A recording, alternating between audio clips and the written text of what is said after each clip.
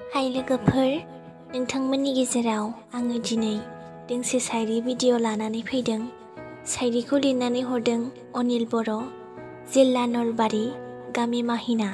दानिया फैदो बिथां हरनाय शायरीखौ दान्दिसे सम खोनासंलांदिनि। नों दुखु दाजा सना, आंबो नोंखौ जोबोर मोजां मोनो। नोंनि अननायखौ आंबो मोननो हास्थायोमोन सना, नाथाय बे बुहुमाव आं साननैसोनिल' आलासिमोन।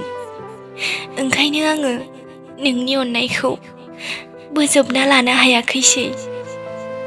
सना जिउ, नों दुखु दाजासै। आंनि अननाया नोंजोंनो अराय सम थागोन सना। I love you too सना, फन दा हरसै।